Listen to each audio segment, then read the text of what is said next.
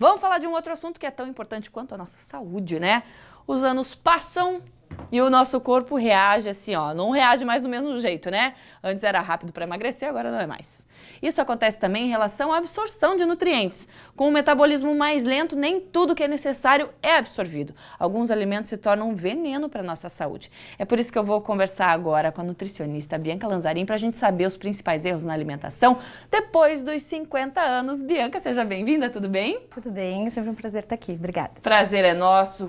Bianca que é mãe também, né? Sabe dos perrengues da vida materna, não é mesmo? Sim, eu estava rindo aqui, né, nos bastidores, porque é verdade mesmo. É verdade. Mas é o maior amor do mundo, né? Então a gente tem que sempre ter um olhar de poliana para ver, né, a gente a não parte tá falando feliz. mal, a gente só tá falando a realidade. Mas é importante sim ser levado em consideração esse outro lado. Exatamente. A maternidade real. Exato. Bianca, vamos falar agora do que muda no nosso corpo depois dos 50 anos pra gente ficar ligado, porque cuidar sempre é importante, só que depois dos 50, o que muda?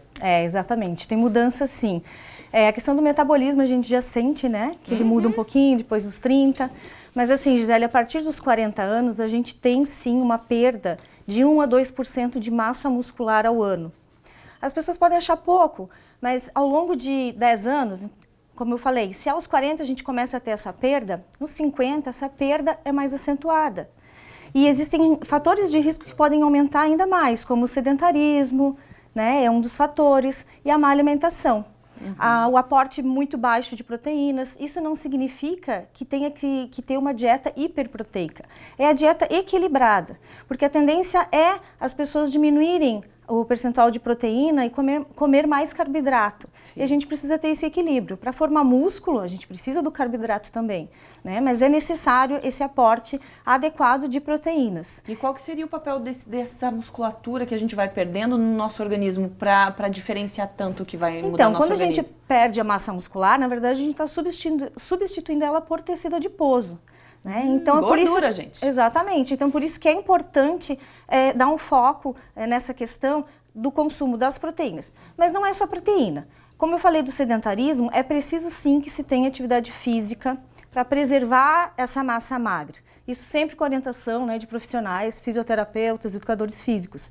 Porque o exercício faz você garantir essa massa com o aporte de proteína.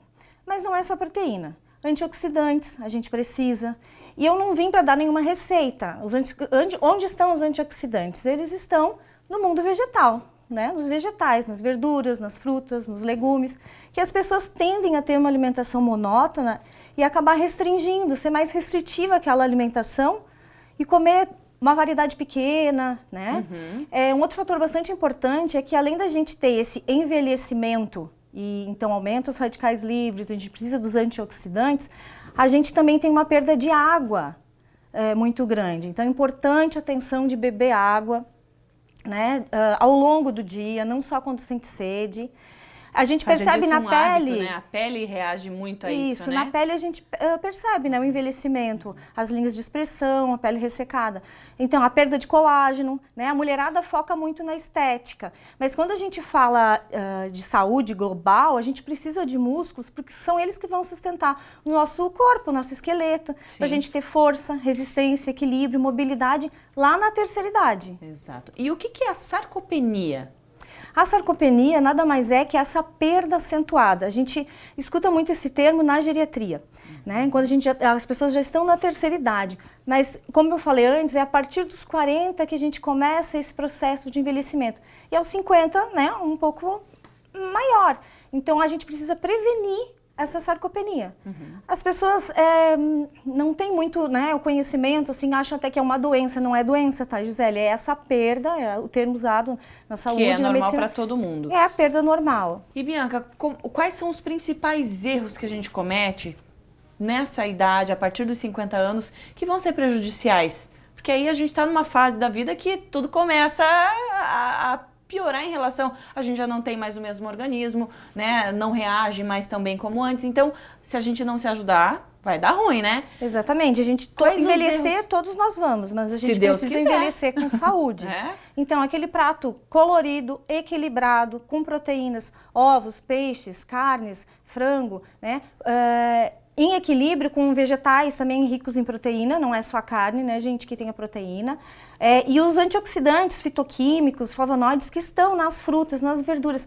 As cores são variadas, eu sempre digo no consultório, cada cor significa um nutriente em especial, né? Então tem uma alimentação variada. E muito importante também, Gisele, a questão do intestino, né? As pessoas tendem a se queixar, né, já nessa fase do intestino. Para o intestino estar saudável, é preciso, então, a gente ter consumo de probióticos, lactobacilos, o kefir é um deles, porque o intestino estando saudável, você tem uma absorção melhor dos nutrientes. Isso é importante ficar alerta. Bianca, obrigada por estar aqui com a gente, pelas dicas. Vamos cuidar da saúde hoje e sempre. Não espera 50 anos, não. agradeço. Né? Obrigada. Até a próxima, querida. Até.